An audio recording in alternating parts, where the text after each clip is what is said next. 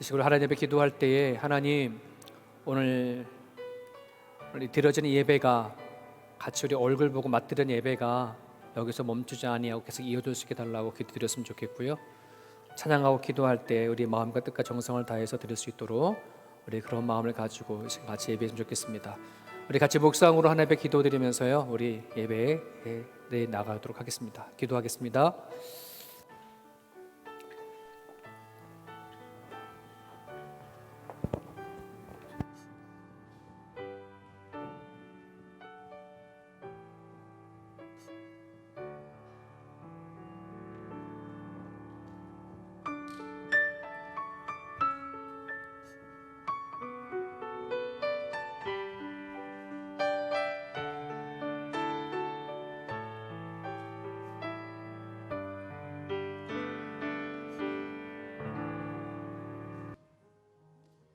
할렐루야. 어려운 환경 가운데도 하나님을 예배하고 찬양하러 이 자리에 마음을 활짝 열고 하나님을 사모함으로 이 자리에 오신 여러분을 환영합니다. 여러분 그거 아세요? 우리나라가 OECD 국가 중에서 청소년 자살률이 1위라고 합니다.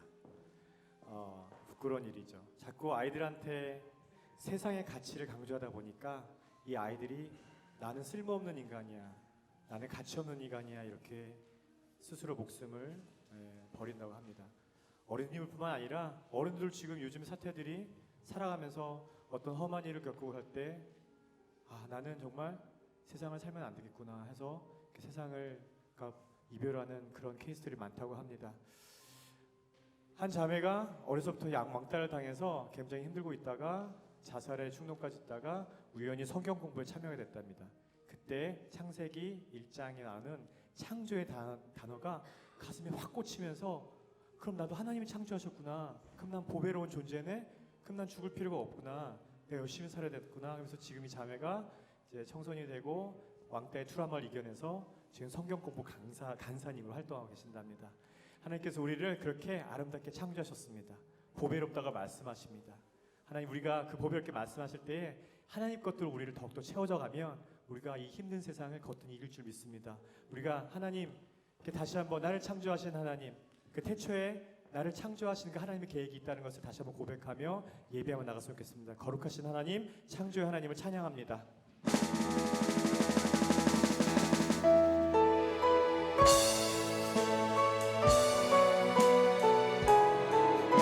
하나님의 창조의 섭리를 우리 가슴 속에 담았으면 좋겠어요. 그 창조의 계획 가운데 내가 있다는 걸 잊어버리지 않았으면 좋겠습니다. 우리 하나님께 나를 창조하신, 나를 보배롭게 창조하신 하나님께 영광과 찬양 올리도록 하겠습니다.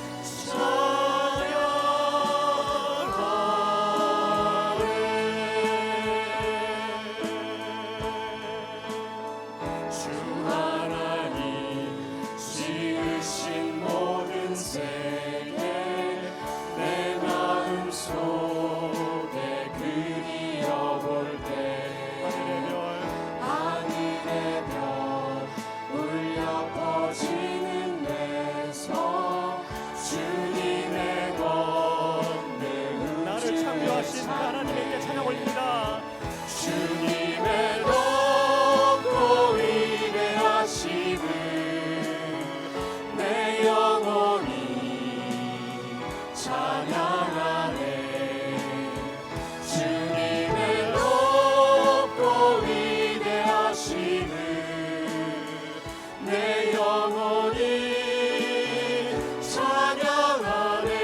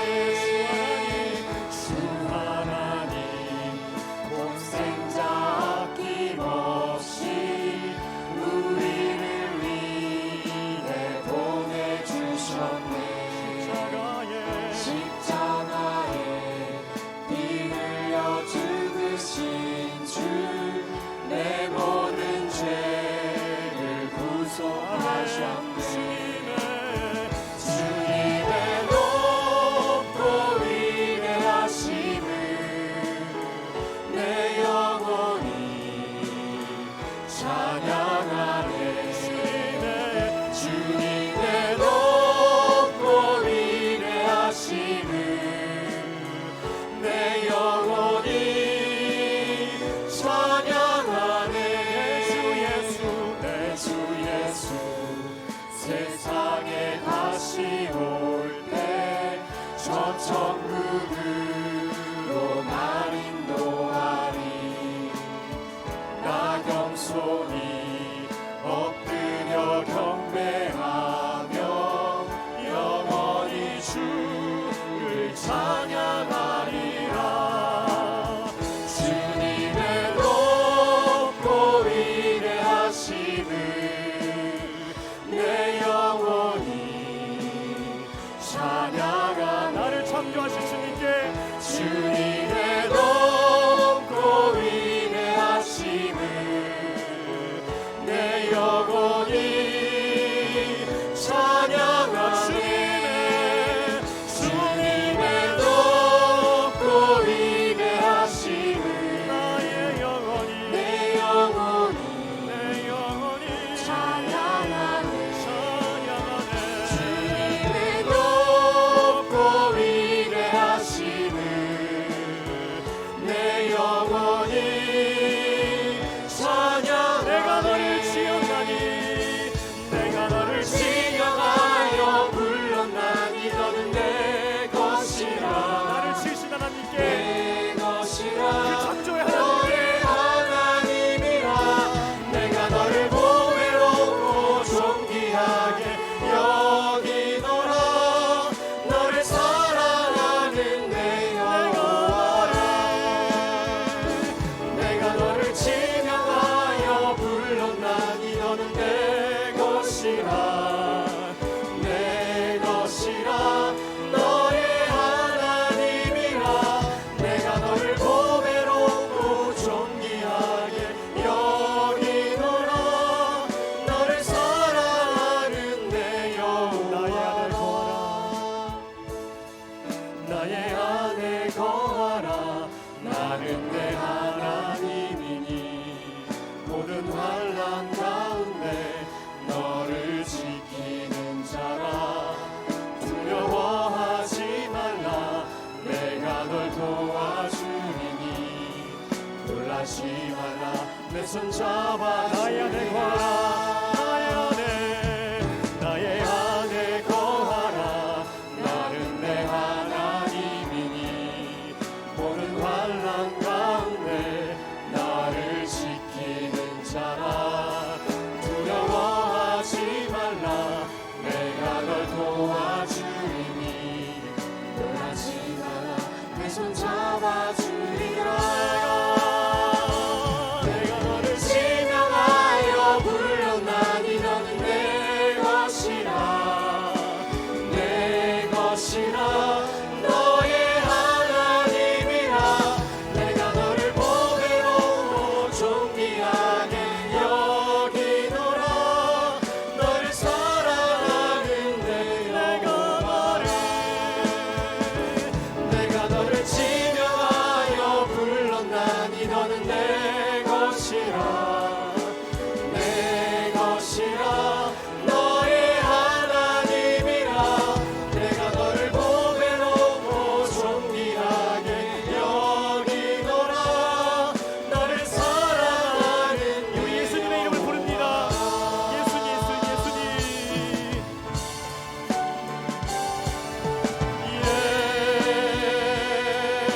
예수.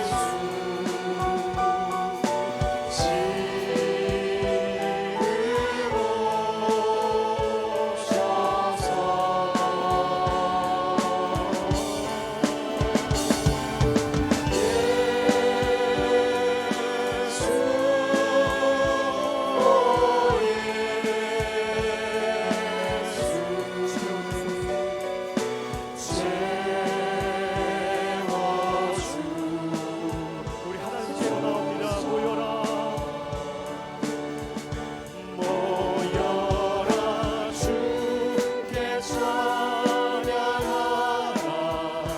나의 귀한 친구여 주님 앞에 너 두 손 모으고 너의 슬픈 세상 눈물 너의 쌓인 아픔 주님의 십자가 앞에 나 모두 버리고 하나님 우리 자신을 부릅니다. 주님의 것으로 채워주시옵소서. 주님 예수 오 예수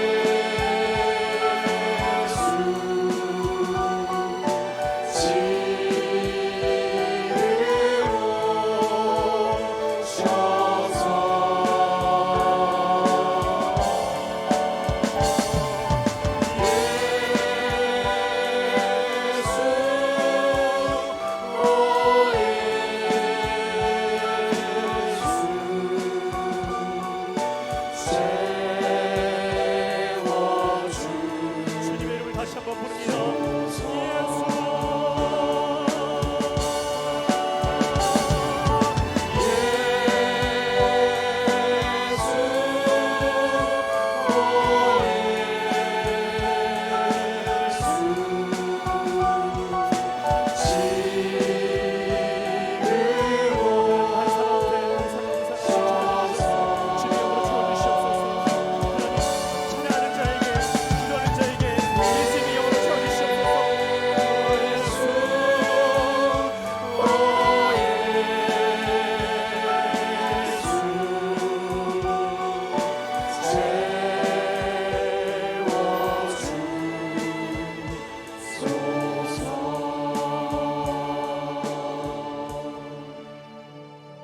하나님 나를 창조하셨습니다.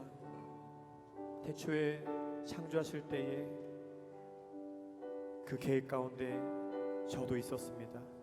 이 아름다운 세상을 창조할 때에 하나님 그 계획 가운데 나도 있었습니다. 나를 그렇게 보배롭고 존귀하게 주님께서 나를 창조하셨습니다. 세상의 방법대로 살아가는 나의 모습들을 이 시간에 회개합니다.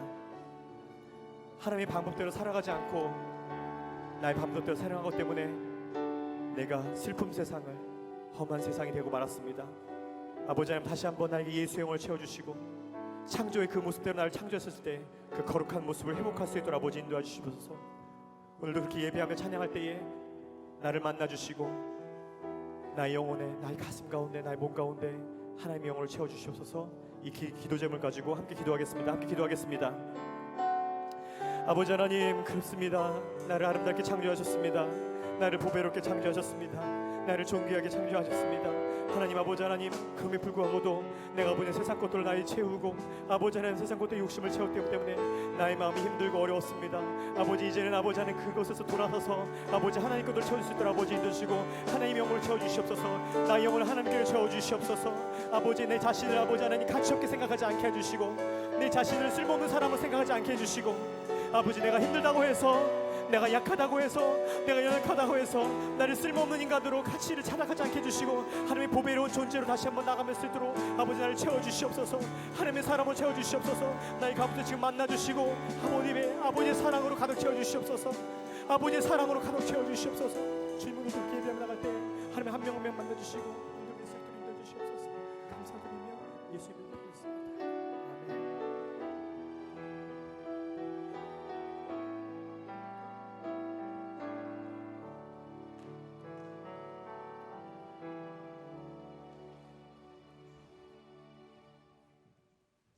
기도드리겠습니다. 사랑의 하나님 감사합니다. 오늘도 저희를 주님 앞에 불러주셔서 감사합니다. 지난 한 주간도 주님 은혜로 살게 하여 주시고 이렇게 또 한 자리에 모여서 예배드릴 수 있도록 하여 주셔서 감사합니다. 저희들 오늘도 많은 일이 있지만 그럼에도 우선순위를 하나님께 두었기 때문에 이 자리에 나왔습니다. 주님의 얼굴을 구하는 주님의 자녀들 기억해 주세요. 그리고 주님의 얼굴을 구하며 오직 주님의 은혜와 주님의 도움만을 간구하는 주의 자녀들 기억하여 주시고, 그리고 저희들을 통해 주님 이 땅 가운데 하시기를 원하셨던 그 일들을 이루어 주세요. 주님 뜻이 하늘에서 이루어진 것처럼 이 땅 가운데서도 이루어지도록 저희들을 통해 사용하여 주시고 이루어 주세요. 저희들 때로는 세상을 부러워하며 동경하며 살아갑니다. 그렇지만 없어질 것을 소망으로 삼지 않고 영원한 구원을, 영원한 소망을 붙잡고 살아가는 저희들 주의 자녀들 될 수 있도록 주님 도와주세요. 비록 저희들 삶이 힘들어도 하나님의 시선이 여기에, 주님의 마음이 이곳에 있다는 것을 잊지 않게 하여 주시고, 하나님 저희들의 삶에 삶의 가치를 주신 그 놀라운 능력이 하나님 앞에 엎드릴 때마다, 주님의 말씀을 가까이 할 때마다 더욱 분명하고 선명해지도록 저희들 축복하여 주세요. 그리고 또 육신의 질병을, 연약함을 안고 계신 아버지의 분들을 위해 주님께 간절히 기도드립니다. 그들의 마음과 몸이 건강하여지도록 주님 붙잡아 주시고, 그 속에서 또 주님을 찬양할 수 있도록 아버지의 그 믿음 허락하여 주세요. 그리고 또 여러 가지 상황들에 길이 열리기를 간절히 소망하는 주의 자녀들, 이 어렵고 힘든 현실을 주님께서 열어주시고 주님 역사하여 주세요. 그리고 저희들의 삶이 하나님의 계획 안에 있음을 알고 그 믿음을, 하나님의 영광을 온전히 드러내는 삶으로 쓰임 받는 삶 될 수 있도록 축복하여 주시옵소서. 그리고 주님을, 하나님을 사랑하는 것이 얼마나 귀하고 복된 일인지 깨달아 알게 하여 주세요. 주님 감사드리오며 이 모든 말씀 우리 주 예수 그리스도 이름으로 기도드렸습니다. 아멘. 우리의 신앙을 고백드리겠습니다. 나는 전능하신 아버지 하나님, 천지의 창조주를 믿습니다. 나는 그의 유일하신 아들 우리 주 예수 그리스도를 믿습니다. 그는 성령으로 잉태되어 동정녀 마리에게서 나시고 본디오 빌라도에게 고난을 받아 십자가에 못 박혀 죽으시고 장사된 지 사흘 만에 죽은 자 가운데서 다시 살아나셨으며 하늘에 오르시어 전능하신 아버지 하나님 우편에 앉아 계시다가 거기로부터 살아있는 자와 죽은 자를 심판하러 오십니다. 나는 성령을 믿으며 거룩한 공교회와 성도의 교제와 죄를 용서받는 것과 몸의 부활과 영생을 믿습니다. 아멘. 우리 하나님 말씀 같이 보겠습니다. 우리 사도행전 15장 36절에서 41절입니다.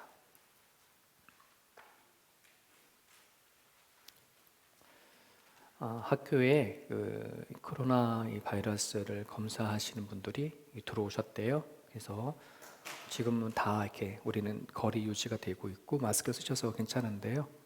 혹시 마스크를 이렇게 주일날 아마 이렇게 오신 것 같아요. 참고해 주시고 우리는 뭐 다 지키고 있으니까 문제가 없을 것 같습니다. 사도행전 15장 우리 36절에서 41절까지 우리 한 목소리로 같이 우리 읽겠습니다. 시작. 며칠 후에 바울이 바나바더러 말하되 우리가 주의 말씀을 전한 각 성으로 다시 가서 형제들이 어떠한가 방문하자 하고 바나바는 마가라 하는 요한도 데리고 가자고 하나 바울은 밤빌리아에서 자기들을 떠나 함께 일하러 가지 아니하는 자를 데리고 가는 것이 옳지 않다 하여 서로 심히 다투어 피차 갈라서니 바나바는 마가를 데리고 배 타고 구브로로 가고 바울은 실라를 택한 후에 형제들에게 주의 은혜에 부탁함을 받고 떠나 수리아와 길리기아로 다니며 교회를 경고하게 하니라. 아멘. 아멘.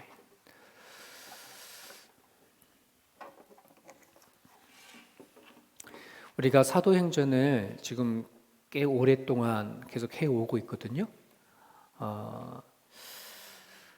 우리가 성령 시대 속에 살아가고 있는데 성령의 역사와 성령의 일하심을 모르고 살아가는 경우들이 너무나 많아요. 그래서 사도행전은 성령의 행전이라 그러니까 우리 그 사도행전을 통해서 성령의 일하심과 또 이끄심을 전하고 싶어서 사도행전을 쭉 해오고 있습니다. 여러분들이 참고해 주시고 사도행전을 읽을 때마다 성령이 어떻게 일하시는지 그렇게 눈여겨보면서 그렇게 성경도 읽으시고 또 말씀도 들었으면 좋겠습니다. 우리 지난 주일날 바나바와 바울이 1차 전도 여행을 이제 마치고 나서 그 이방인들의 크리스찬으로 받아들이는 문제에 예루살렘 공의를 통해서 이제 회의를 하고 결정한 내용을 지난주에 말씀을 드렸습니다. 그러한 며칠이 지난 다음에, 그게 며칠인지 몇 달인지 정확하지는 않지만 좀 시간이 지난 다음에 바울이 바나바에게 이렇게 얘기를 했어요. 형제, 우리 그동안에 1차 전도 여행을 또 다 다니면서 교회를 세우고 또 사람들 복음을 전했는데 그들이 어떻게 지금 성장하고 있는지, 어떻게 뿌리를 내리고 있는지 우리 한번 돌아가서 한번 점검해 봅시다. 그랬더니 바울이 흔쾌히 오케이 했어요. 그렇죠? 좋은 일이잖아요. 그러면서 이 바나바가 그러면 우리 마가 요한도 같이 데리고 갑시다. 그런 거예요.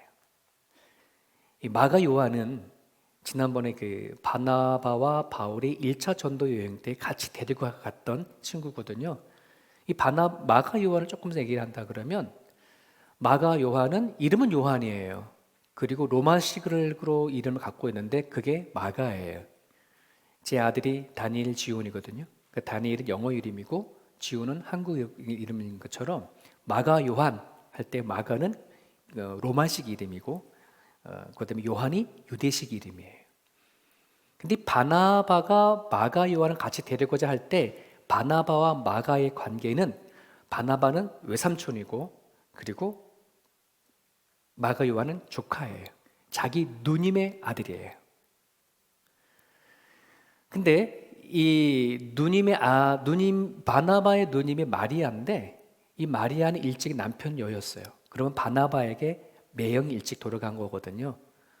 근데 혼자서 이 마가 요한을 잘 키웠는데 이 당시에는 재정적으로 이렇게 있지 않으면 이 여자가 자녀를 키우기가 힘들었는데요. 물론 지금도 마찬가지지만 이때 당시엔 더 했는데 다행히도 이 바나바 쪽의 이 외가댁들이 조금 나름대로 힘이 있었어요.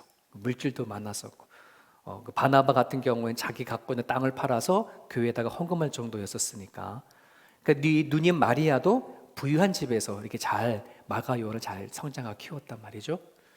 마가 요한은 어렸을 때에 예수님께서 십자가 못 박혀 돌아가신 그런 것도 목격을 했고요. 그리고 이제 마가 요한이 한 10대 후반에 되었을 때에 이 삼촌 바나바가 같이 데리고 1차 전도 여행을 간 거예요.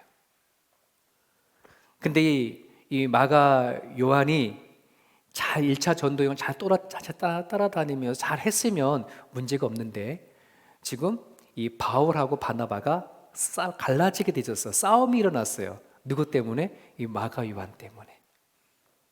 왜 그럴까요?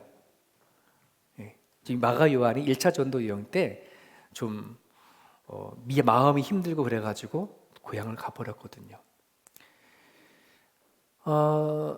실제적으로 말이 전도 여행이지 요즘 같은 뭐 단기 선교 이런 게 아니거든요. 그 당시엔 차도 없고 또 뭐 먹는 것도 시원찮고 날씨도 그렇고 풍토병도 있고 낯선 나라에 가가지고서는 복음을 전하면 잘 받아들이는 게 아니라 그것 때문에 공격도 해오고 그러니까 1차 전도 여행 때 되게 많이 힘들었거든요. 그러니까 그거를 이 어린 마가 요한이 경험을 하고 나서는 뭐냐면 밤빌리아 정도 가가지고서는 고향으로 돌아갔어요. 그래서 많은 신학자가 왜 돌아갔을까, 풍토병에 걸려서 갔을까 막 조사해 봤더니 이 고향이 그리웠던 거예요. 향수병이 걸렸던 거예요. 건강하게 부유한 집에 잘 자랐는데 지금 여행이 보통 어려운 게 아니거든요. 그러다 보니까는 중간에 포기하고 고향으로 갔어요. 이것에 대해서 바울이 못마땅하게 여긴 거예요. 그런데도 불구하고 바나바가 또 데려가자고 얘기하니까 바울이 싫어. 마가 너한테 데려가면 나 같이 안 갈 거야. 막 이렇게 되어진 거죠. 여러분 이게 어쩌면 바나바의 입장에서는 어리잖아요. 아직 자기 조카가 어리고 그리고 1차 전도 여행 때 그렇다고 할지라도 이 조카를 잘 훈련시키면 더 나은 일꾼이 될 수 있을 거라고 하는 어떤 그런 마음. 우리가 훈련시켜가지고 우리 다음에 이은 리더자를 키웁시다. 아마 이런 마음을 가지고 데리고 가자 한 거예요. 자, 근데 바울은 어떤 거예요? 지금 장난하냐? 이런 거죠. 지금 우리가 단기 선교 가서 훈련시키는 그런 입장이 아니다. 지금 우리가 지금 떠나는 선교의 이 여행은 목숨을 내놓고 가는 거다 이게. 그러니까 누굴 훈련시키는 그런 문제가 아니라 이건 실전이다. 준비된 사람, 목숨을 내놓고 할 수 있는 그 사람을 데리고 가야지 우리가 마가요를 데리고 가면 도리어 우리 사역하는데 방해가 된다 하는 거예요. 여러분은 어느 쪽으로의 마음이 기울입니까? 바나바예요, 바울이에요? 손 들어볼까요? 바나바 편이겠어요, 바울 편이겠어요? 여러분 둘 다 일리가 있죠? 그죠? 둘 다 일리가 있는 거예요. 이것 때문에 다툼이 일어났어요. 어떻게 보면 정말 하나님의 대명제인 선교를 하는 입장에서 요한을 데려가냐 안 데려가냐라고 하는 이 작은 문제 있을 거예요. 그럼에도 불구하고 하나님의 영적인 리더자라고 자부하는 바나바와 바울이 서로 간에 갈라지게 되어졌어요.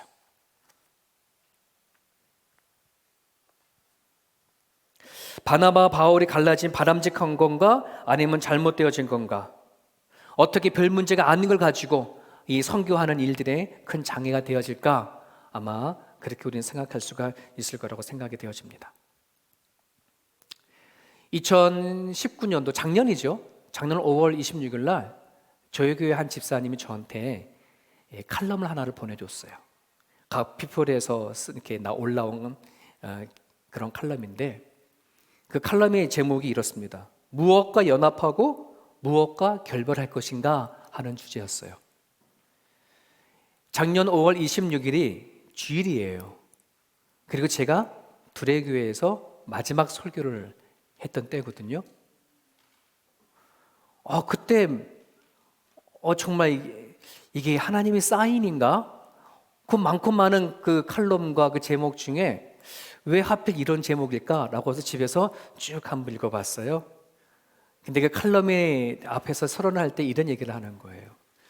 많은 사람들은 무조건 연합하는 것은 좋은 것이고 분열하는 것은 나쁘다라고 생각한다는 거죠. 여러분 정말 그래요? 무조건 연합하고 하나가 되는 것은 다 좋은 거고 분열하는 것은 악이고 하나님께서 싫어하시는 건가? 여러분 성경에 보게 되어지면 하나님이 일하시는 방식과 이렇게 보게 되어지면 때로는 서로 간에 연합을 시키기도 하시고 때로는 분열이 일어나기도 하고 갈라지는 일도 성경에 기록이 되어져 있어요. 그래서 이 칼럼을 쓰신 이 분은 이렇게 얘기를 하더라고요. 정말 우리가 이 세상을 살아가는 이 복잡한 세상을 살아가는 데 있어서 연합은 선이고 분열은 악이다라고 하는 이 간단한 거 이것이 정말 명제라고 한다면 맞다라고 하면 우리 이 세상 살아가는데 되게 편하라는 거예요. 왜? 연합하는 곳에 가면 되거든. 분열하는 곳은 피하면 되거든. 그런데 그렇지 않다는 거죠. 우리가 살아가는 이 세상은 선과 악이 섞여 살아간다는 말이죠. 섞여 살아가기 때문에 이게 무조건 연합하는 것이 맞는 것도 아니고 무조건 분열하는 게 나쁘다는 것도 아니라고 한다는 말이에요. 그래서 여기서 쓰신 이 분은 오늘날 기독교라고 하는 이 공동체 단체가 무조건 연합하는 것을 증가시켜가는 것뿐만 아니라 그것도 필요하지만 때에 따라서는 용감한 분열, 용감한 나눔이 필요하다 하는 것을 그 세계는 기록을 하고 있었어요. 제가 그거를 읽으면서 들에서 저도 세움교로 나오는 가정 가운데 참 많이 고민을 하고 힘들었어요. 그냥 객관적인 어떤 바깥에서 바라보는 입장은 분열일 수도 있고 나눔일 수도 있는데 하나님 이것이 정말 하나님의 뜻입니까? 라고 참 많이 기도하고 몸부림을 치면서 울면서 기도 참 많이 했었어요.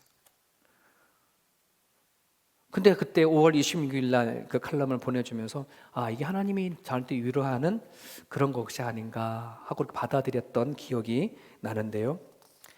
여러분 우리가 둘에서 세움을 나오는 것 자체만 바라보았을 때에 어쩜 그것 때문에 시험 들고 또 교회를 떠난 사람도 있었어요. 왜? 분열이라고 생각하니까. 오늘 바울과 바나바의 이 표면적인 모습을 보면 우리는 실망할 수 있고 시험 들 수 있어요. 바나바가 얼마나 하나님의 일에 열심인 사람이에요. 바울도 마찬가지고. 이 두 리더자가 서로 아무것도 아닌 문제를 가지고 서로 갈라졌다라고 하는 문제 앞, 이것만 바라보게 되어지면 우리는 얼마든지 실족할 수 있고 시험 들 수가 있어요. 그런데 오늘 성경에 보게 되어지면 하나님이 이 바울과 바나바의 이 나누어짐의 갈라짐이 분열이 아닌, 죄가 아닌, 악이 아닌 하나님은 또 다른 내 리더자를 양육하고 키우는 성장통인 것을 우리는 볼 수가 있어요. 그래서 바울은 누가 데리고 갔어요? 바울은 신라라고 하는 사람을 데리고 다른 데로 가고, 바나바는 자기 조카를 데리고 구부로로 서로 떨어져 나갔다는 말이죠. 저는 이것이 하나님께서 일하시는 섭리요 또 일하심이다라고 저는 생각이 되어집니다. 바울이 보기에 미약하고 연약하기만 했던 마가 요한, 성령이 비둘기처럼 임하는데 저는 비둘기가 아닌데 다음엔 비둘기가 오도록.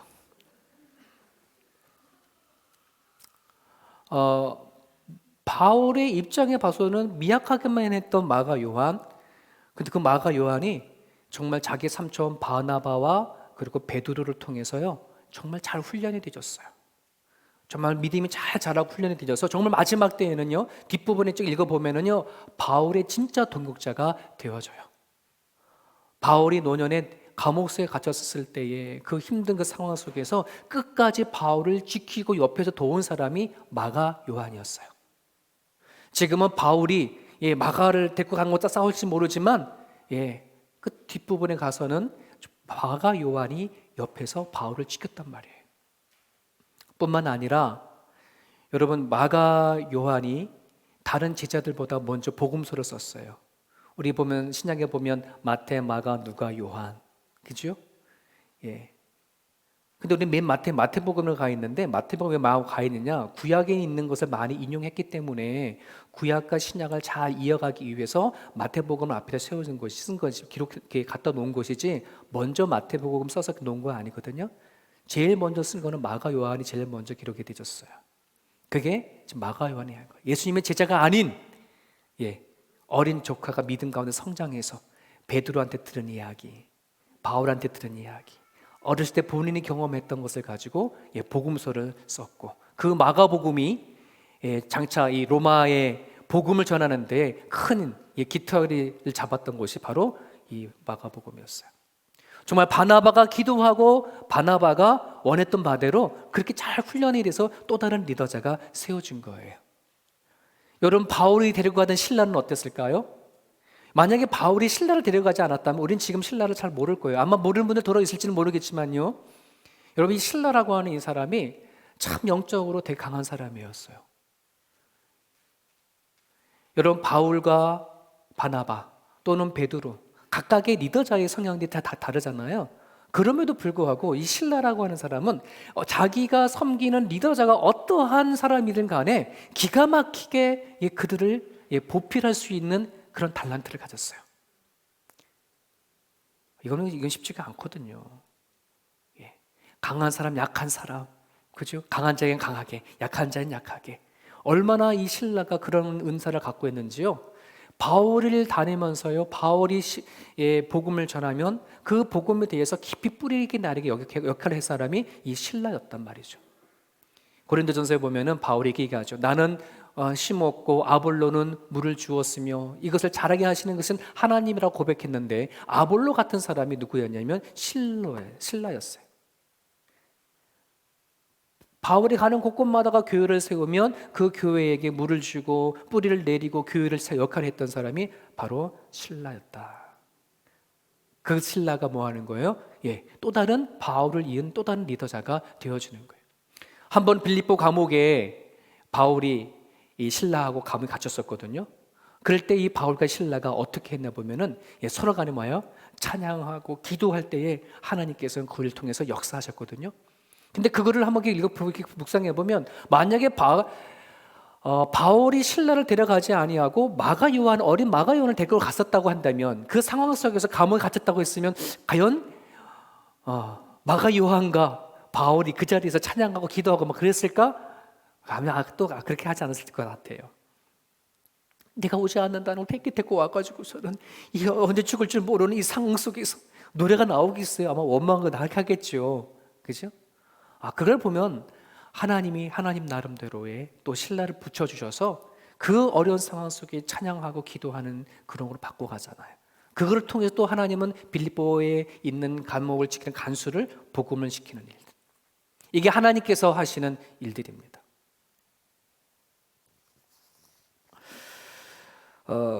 겉으로 바나바와 바울이 나눠지는 것 같지만 하나님은 또 다른 리더자를 키우는 일이었고, 또 두레와 세움이 겉으로 봤을 때는 분열이고 나눠짐일지 모르지만 하나님께서는 또 각각 세워져 가시는 그런 성장통이라고 저는 믿습니다. 이것이 뭐 양과 염소를 구분하는 것도 아니고, 잡초와 어떤 밀을 나누는 어떤 그런 나눔도 아니라고 저는 믿어요.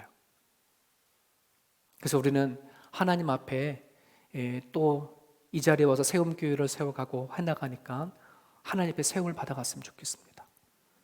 오늘 제목이 뭐냐면 세움의 성장통이죠. 그래서 우리 세움교회의 성장통이라는 뜻이 아니고요, 하나님이 한 사람 한 사람 세워가는 데 있어서의 성장통을 이렇게 하는 거예요. 자, 근데 여러분 특별히 청소년들을 키워간 부모님들, 그런 경험을 계신 부모님들 보면 아이들 성장하다 보면 성장통은 있어요, 없어요? 성장통 다 있죠, 그죠? 성장통이 있어요. 그 성장통이 있었을 때에 부모들이 해야 할 세 가지가 반드시 있는데, 여러분 이것을 우리에게 적용을 시켰으면 좋겠어요. 하나님께서 이 세움교회를 통해서 여러분 한 사람 한 사람들을 믿음의 사람으로 세워가는 데 있어서는 반드시 이 세 가지가 우리는 필요합니다. 첫 번째는 성장통이 오게 되어지면 여러분 시간이 필요합니다. 시간이 필요해요. 여러분 성장통이 오는 게 당연해요, 안 당연해요? 당연한 거죠. 여러분 자녀가 성장하는데 성장통이 왔어요. 이게 왜 왔냐 안타깝고 해야 안 그래? 자연스러운 거라고, 당연한 거라고 믿고 있죠. 이게 아는 거예요, 여러분. 내가 믿음을 갖고 하나님의 사람으로 되어지는데 성장통이 오지 않는다 그러면 성장 안 한다고 보시면 돼요. 내가 하나님 믿고 살아가는데 아픔이 하나도 없었다, 그럼 내가 아직 안 자랐구나, 아직도 그 자리까지 오지 않았구나, 영적인 청소년 시기가 다 오지 않았구나 라고 보면 돼요. 아직도 나는 젖먹이 어린아이구나 라고 생각하시면 돼요. 하나님의 사람으로 성장하는데 반드시 성장통이 와요. 하나님을 믿는 가정 안에서의 아픔이 와요. 믿음을 갖고 살아가는 사람들 인간관계 안에서의 아픔이 와요. 내가 예수님 믿고 살아가는데 내 살아가는 일상 속에서의 그 모든 장애물 다 오게 되어 있어요. 여러분 예수님이면 복 받습니다 라고 우리는 전도했을 때 여러분 예수님 믿자마자 여러분의 모든 문제가 풀려지는 만사 형통이 일어나지 않아요. 어쩌면 예수님을 믿는데도 불구하고 더 안 좋은 가정 형편이 되어줄 수가 있어요. 예수님을 믿고 결단했는데도 불구하고 내 안에 질병이 찾아올 수도 있어요. 그죠? 여러분 성장통이라고 한다는 것은 반드시 오는 거고, 우리는 알아요. 그 성장통이 그냥 의미 없는 고통이 아니라는 것을, 성장하기 위한 또 하나의 아픔이라는 것을 아는 거예요. 그렇다면 여러분, 저나 여러분들은 하나님의 사람으로 선택되어서 세워져 가는 가정 가운데 반드시 뭐예요?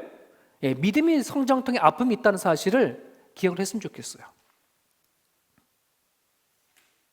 그러기 여러분들 안에 혹시 그런 아픔이 다가오면 거부하지 마세요. 거부한다고 될 문제가 아니에요. 뛰쳐나간다고 될 문제가 아니에요. 인정하는 거예요. 받아들이는 거예요.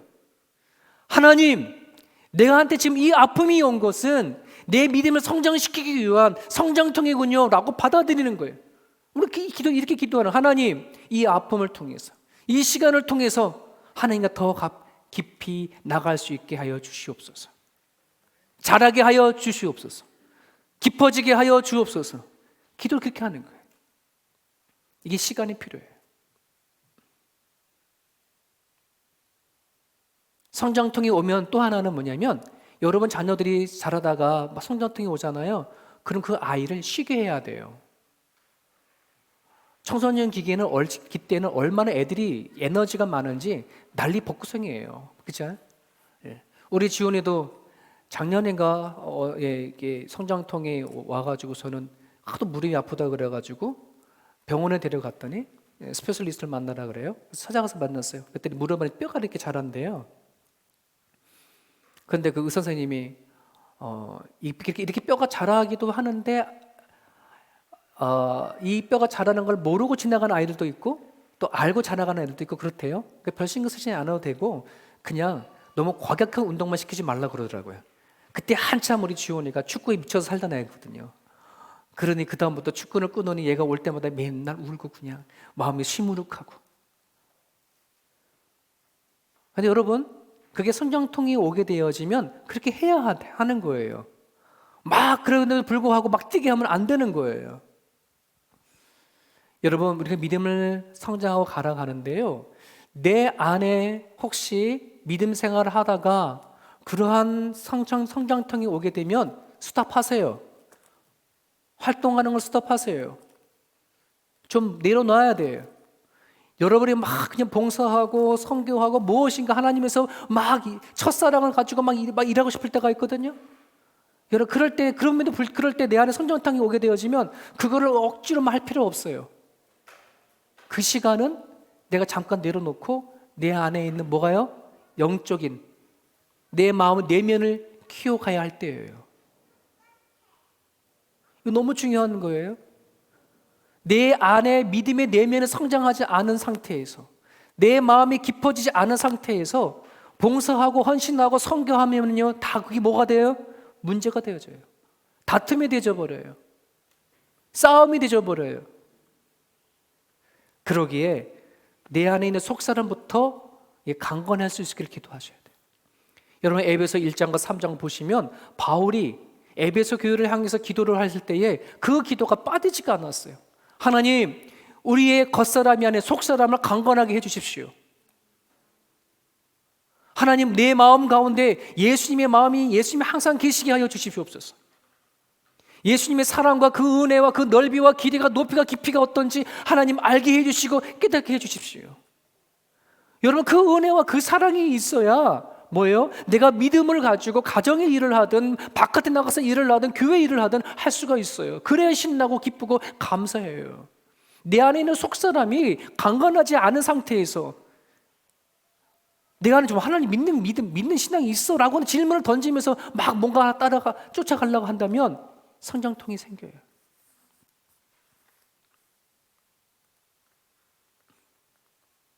여러분 꼭 기도하세요. 여러분 자신뿐만 아니라 남편이나 아내든 내 아이들에게 예수님의 그 사랑과 그 은혜가 깊이 알고 깨달을 수 있도록 이게 우리가 가져야 할 시간이에요. 또 하나가 있어요. 성장통이 오면은 두 가지 했죠? 뭐예요? 하나는 시간을 지나가야 된다. 어쩔 수 없어. 아픔의 시간은 지나가야 돼. 두 번째는 좀 쉬어야 돼. 세 번째는 잘 먹어야 돼요.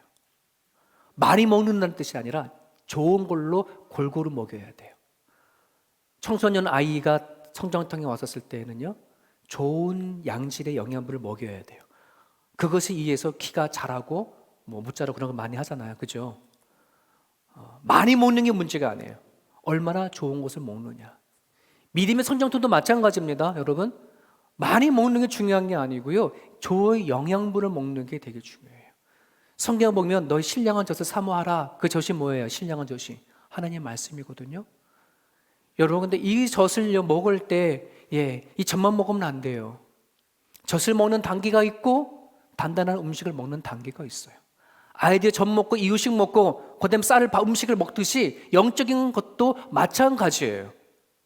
히브리서 5장에 보면 너희들이 이제는 세월이 지나서 스승이 될 만한 자가 되었는데 여전히 아직도 젖을 먹는 그러한 믿음 초보자로 머물러 있구나. 왜 그럴까요? 하나님의 말씀의 경험이 없기 때문에. 사랑하는 여러분 하나님의 말씀을요 들을 때에 젖이라고 한다는 건 쉽게 먹어 아무 생각 없이 그냥 꿀꺽꿀꺽 삼킬 수 있는 걸 얘기를 하는 거거든요. 성경에 보면 그러한 말씀이 얼마나 많은지 몰라요. 나를 선택하여 지명했으니 넌 내 것이다. 걱정하지 마. 강하고 용기하라. 내가 너도 함께 해줄게. 그런 말씀 들으면 그냥 술술 넘어가요. 얼마나 좋은지 몰라요. 하지만 그 다음 단계가 필요해요. 여러분, 하나님 말씀을 읽으면서 여러분이 내 안에 있는 쓴뿌리에 대해서 여러분들을 그거 느끼셨나요?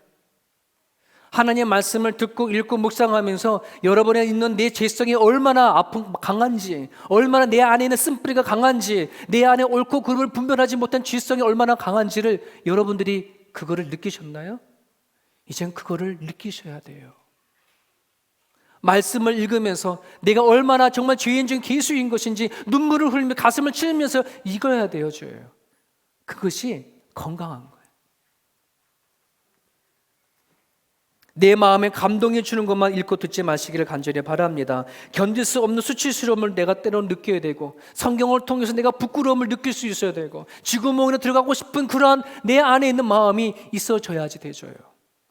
여러분, 정말 저나 여러분들이나 하나님 앞에 다 내 신명을 오픈해버리면 여러분 부끄러워서요 감출 길이 없을 겁니다.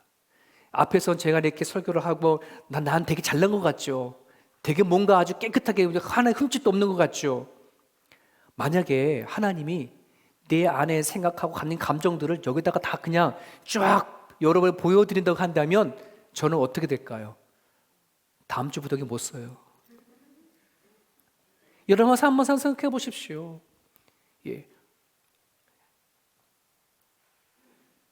내가 하나님 앞에 어떤 존재인지를 철저히 깨닫고 살아갈 수 있는 것, 이것이 내가 건강한 말씀을 먹는 거예요. 잘 드실 수 있기를 바랍니다. 잘 소화시킬 수 있기를 바랍니다. 말씀을 읽으면서 여러분 자신을 발견할 수 있기를 바랍니다. 쓴뿌리가 어떤 것인지 발견할 수 있기를 바랍니다. 하나님 앞에 잘못된 습관이 무엇인지 발견할 수 있기를 바랍니다. 여러분들에게 인간관계를 가지고 하나님과 관계를 가지며 가정을 세워가는 데 있어서 걸림이 되어지고 상처가 되어지는 것이 무엇이 있는지 발견할 수 있기를 바랍니다. 그리고 그걸 가지고 하나님 앞에 나가서 기도하는 거예요. 고쳐달라고, 회복해달라고, 변화시켜달라고. 하나님께서는 반드시 그 일을 하십니다. 여러분, 저나 여러분들이나 하나님이 나를 선택했다고 다 믿는다고 한다면 반드시 하나님은 우리 살아가는 삶의 믿음의 가정 가운데 성장통이 있음을 여러분 믿으십시오. 그럴 때에 시간을 가지고 하나님과 교제하시고 주 안에서의 고민을 하시고 또 말씀을 붙잡으시고 살아낼 수 있는 저와 여러분의 모습이 되었으면 좋겠습니다. 우리 같이 한번 기도하겠습니다. 우리 주신 말씀을 붙잡으시고요. 하나님은 여러분들을 그냥 왔다 그냥 가게 두시는 분이 아니십니다. 어떻게 해서라도 하나님이 여러분 한 사람 한 사람 온전하게 세워가기를 하나님께 작정하시고 그렇게 일을 해나가십니다. 하나님 앞에 내가 세워지기를 소망합니다. 그렇게 기도할 수 있으면 좋겠고요. 혹시 여러분이 하나님을 믿는 가정 가운데 오는 상처가 있거든, 또 여러분 일하는 곳 살아가는 가정 가운데 아픔이 있거든, 우리 하나님 앞에 가지고 나가서 아픔으로만 끝나지 않게 해주십시오. 고통으로만 끝나지 않게 해주십시오. 이 시간을 통해서 하나님 나를 잘하게 해주십시오. 우리 그런 마음을 가지고 이 시간 기도했으면 좋겠습니다. 기도하겠습니다. 하나님 감사합니다. 이 시간 우리 가운데 찾아와 주시옵시고 주님 말씀을 붙잡고 살아가는 우리들에게 하나님 아버지 하나님 좁혀 나갈 수 있도록 주님 아버지 붙잡아 주시고 인도하여 주시옵소서. 연약한 모습들입니다. 하나님 아버지 하나님, 정말 주님 앞에 내가 어떠한 존재인지 분명히 알고 나갈 수 있도록 좀 붙잡아 주옵소서. 아버지 하나님께서는 아버지 나를 아들로 삼아 주셨고 하나님 아버지 딸로 삼아 주셨습니다. 아버지는 작정하셨습니다. 우리를 그냥 그렇게 살아가지 않게 하십니다. 내가 내 자녀에 대해서도 하나님 아버지 하나님 마음이 다해져서 어떻게 해서 바르게 키워가야지 라고 하는 부모의 마음이 있는데 하나님은 아버지는 어떻게 했습니까? 주님 앞에 내가 세워줄 수 있기를 원합니다. 하나님 앞에 쓰임받을 수 있기를 원합니다. 하나님 앞에 감대 나갈 수 있기를 아버지 하나님 원합니다. 믿음의 선정통에 있었을 때 하나님과 깊은 관계를 가질 수 있도록 좀 도와주시옵소서. 하나님과 깊은 만남을 갖고 살아나갈 수 있도록 하나님 아버지는 붙잡아 주시고 인도하여 주시옵소서. 내가 하나님 앞에 세워나갈 수 있기를 원합니다. 하나님 앞에 아버지께 나갈 수 있기를 소망합니다. 주여 긍휼과 자비를 베풀어 주시옵소서. 우리가 하나님 아버지 하나님 겉에 맞았을 때는 그저 그가 하나님 아버지 상처가 아픈지 모르지만 하나님께서 또 다르게 양육해 가시고자 하시는 하나님의 섭리가 있고 하나님의 일하심의 있음을 바라보게 되어집니다. 오늘 하나님 아버지의 말씀을 듣는 자들마다 하나님 앞에 세워져 가는 것이 무엇인지, 하나님 앞에 성장한다는 것이 무엇인지, 믿음 안에 깊이 뿌리를 내리는 것이 무엇인지 깨닫고 살아갈 수 있는 우리 모두가 되어갈 수 있도록 하나님 아버지 붙잡아 주시고 인도하여 주시옵소서. 감사합니다.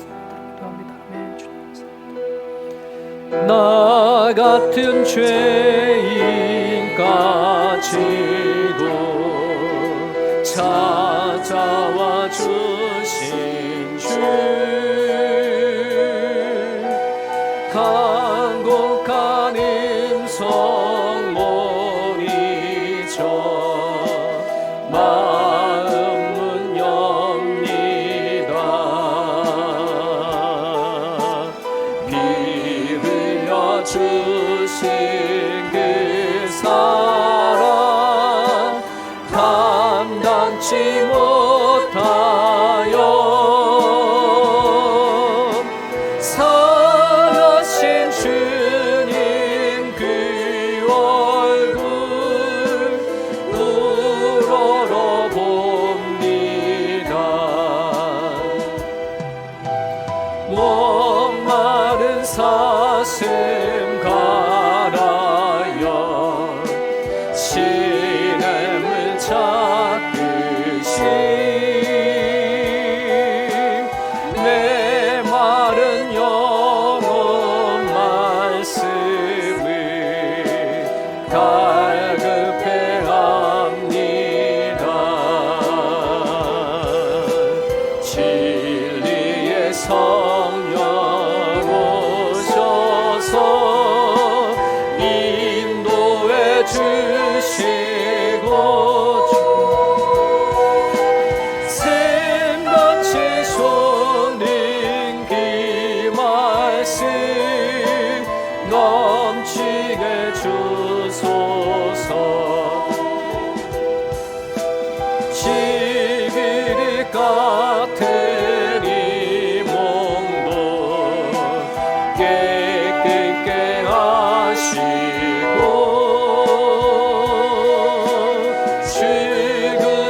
출근하사나 주 위에 일하게 하소서. 영광의 주님 오실 때 부끄러운 말이나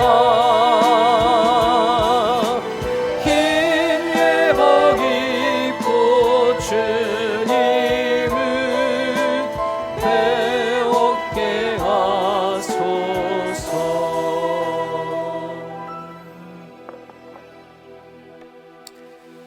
세상을 창조하신 여호와 하나님 아버지 하나님 앞에 간절히 기도합니다. 하나님, 우리를 지으시고 창조하시고 너는 내 것이라 하나님의 자녀로 삼아주신 은혜 진심으로 감사를 드립니다. 우리의 육신의 부모도 내 자식을 키워나가는 인데서 정말 잘 키워야지, 건강하게 키워야지, 바르게 키워야지, 온전히 키워야지 하는 그런 마음으로 우리가 키워가는데 하나님은 아버지는 오직하겠습니까? 우리가 어떻게 자라기를 하나님은 얼마나 바라고 계시겠습니까? 주님 아버지, 우리가 잘 하나님 앞에 잘 자라가게 하여 주옵소서. 혹시 우리가 자라가는 과정 가운데 믿음의 성장통이 올 때에 아버지 하나님 정말 주님 바라보고 잘 감당하게 넉넉하게 이겨나갈 수 있도록 도와주옵소서. 하나님 그 성장통 앞에 우리가 주저앉지 말게 하여 주옵시고 절망하지 말게 하여 도와주옵시고 하나님 삐뚤어지지 아니하게 도와주시고 여호와 하나님 앞에 바르게 세워져 갈 수 있는 우리 모두가 되게 하여 주시옵소서. 하나님께서는 아버지를 이끌어 나가신 섭리와 일하심이 우리와 너무나 다른 줄 아오는데 아버지 하나님 내 뜻과 내 생각이 아닌 하나님의 방식과 하나님의 뜻 가운데 우리를 인도해 주시고 이끌어 주옵소서. 예수님의 이름으로 기도합니다. 아멘. 여러분들에게 교회 소식 전달해 주시겠습니다. 오늘 이번 주는 셀 모임이 있는 주간입니다. 우리 각 셀 리더들은 교제를 예배부에서 받아가 주셨으면 좋겠습니다. 여러분 우리가 수요 기도회를 우리 교실에서 늘 하거든요. 근데 학교 교실은 12명, 그리고 홀은 33명 이렇게 되어 있어서요. 그래서 저들 33명이 넘으면 저 뒤에 이렇게 문을 열고 예배를 드리는데 일부에도 한 45명 정도 오셨고, 그래서 이게 다 오픈해서 좀 예배를 드려요. 근데 교실은 이게 한정이 돼서 오픈을 못 드려 계시기 때문에, 그래서 수요 예배 때 못 오시는 분들도 있고 안 오시는 분들도 계셔요. 인원수 수 때문에. 그래서 수요 기도회를 오전에 10시에 저기 에핀 교육관에서 한번 드리고, 그 저녁 7시 30분에 학교에서 예배를 드리고 나눠서 예배 드리고 그랬어요. 그래서 젊으신 분들 아이 학교를 보내고 시간 되신 분들은 오전에 10시에 에핀 교육관 오시면 되고, 또 어르신들 이렇게 운전하시기 밤에 오시기 어려우신 분들은 오전에 에핑 교육을 오시면 수요 기도를 이렇게 할 수 있습니다. 참고해 주시고 기도해 주시면 좋겠습니다. 3번에 보면 저희들의 세움 성경을 하고 있습니다. 각자의 셀별로 나눠주고, 그리고 이제 음성으로 녹음되어진 거를 다 이렇게 해가지고서는 이렇게 창세기부터 요한계시록까지 세움 성경을 하려고 그래요. 지금 민수기하고 누가복음 완성된 부분을 좀 올렸거든요. 여러분들이 혹시 받으신 분들이 계시면 마음이 잡기 어렵지, 마음만 딱 잡으면 하루 만에 맞출 수 있는 거거든요. 꼭 여러분이 협조 같이 해주셔서 우리 서로의 소리 세움교회 성도들이 목소리로 녹음시킨 그런 세움 성경이 완성됐으면 좋겠습니다. 그날이 올 때까지, 그날이 완성이 되어지면 잔치라도 우리가 베풀면 좋겠다 생각이 되어집니다. 혹시 다른 또 압니까? 또 그거 팔 수 있을지. 제 조그만 소망이고. 우리 5번에 보면 선교 보고가 있습니다. 우리 지난번에 제 주보에 키르기스스탄 선교사님 잠깐 말씀을 드렸지만, 먼저 코로나 때문에 돌아가신 선교사님 사모님하고 그 다음에 10명 아직도 투병 중에 계신 분들에게 우리가 좀 구제하고 돕는 차원에서 2,000불을 지원했습니다. 참고해 주시고요. 그리고 인도 어린이, 그러니까 여러분 작정하신 분들 계시죠. 아이들 후원하겠다 작정하신 분들 계시는데 코로나 때문에 아마 그거를 못 내신 분들이 되게 많아요. 밀리신 분이 많으시거든요. 혹시 여러분 내가 작정하신 거 잊어버리신 분들은 다시 기억에 더듬으시고 그 아이들에게 지원할 수 있도록 여러분 같이 협조해 주셨으면 좋겠습니다. 우리 6번에 보면 우리 김진용 권사님, 우리 김혜영 집사님이랑 같이 손잡고 이렇게 오잖아요. 우리 김혜영 집사님이 이모 되시는 분인데, 윤연아 선생님의 이모, 지난 목요일 날 하나님의 부름을 받았어요. 온 가족이 다 미국에 있거든요. 미국에 있고 또 한국에도 있는데 줌으로 같이 인사하고 뭐 다 하고, 뭐 아파서 그런 게 아니라 그냥 그 줌으로 인사하는 모든 가정 가운데 인사 다 하고, 그리고 그 예배와 대화 나누고 가는 가정 가운데, 그리고 입을 벌리시고 잠잠히 이렇게 뒤로 누우셔서 주무시는 줄 알았더니 돌아가신 것이었어요. 자녀들을 다 보는데 앞에서 참 마지막에 이렇게 아름답게 갈 수가 있구나, 돌아갈 수 있구나 생각했는데요. 참 너무 곱게 하나님의 부름을 받았어요. 그래서 화요일이나 수요일 아마 발인 예배가 되어질 것 같은데 모든 장례 절차가 잘 진행이 될 수 있도록 여러분 기도해 주시고, 그리고 남은 유족들 코로나 때문에 자녀들이 다 한 명도 보지 못했거든요. 미국에서 그냥 영상으로 어머님의 장례를 봐야 할 수밖에 없는 그 자녀들의 그 마음 놓고도 여러분 같이 기도해 주셨으면 좋겠습니다. 다른 건 주보를 참고해 주시고요. 다 함께 자리에서 일어나셔서 우리 마지막 찬양 같이 서로 축복하는 찬양하고 마치겠습니다.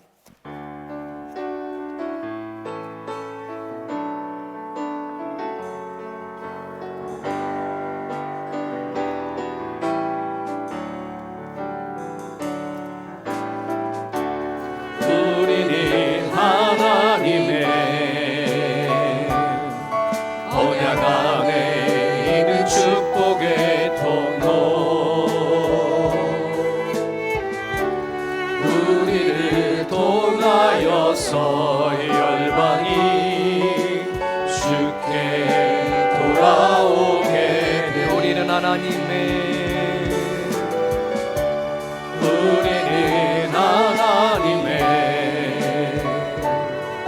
언약 안에 있는 축복의 통로,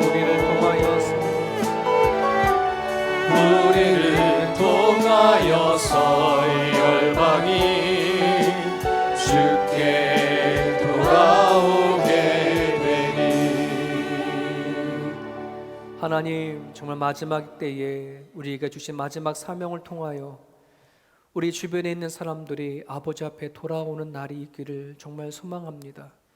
점점 이 세상은 전염병으로 하나님 성도 사람들의 마음이 힘들어져 가고 있습니다.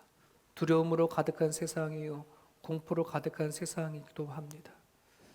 하지만 이 세상을 창조하시고 우리를 지으시고 이 땅에 보내신 하나님을 믿는 우리의 백성들이오니 이 세상 살아갈 때 담대함으로 살아갈 수 있게 하시고 매일같이 공급해 주시는 위로부터 오는 능력을 힘입어 살아갈 수 있도록 주님 붙잡아 주시옵소서.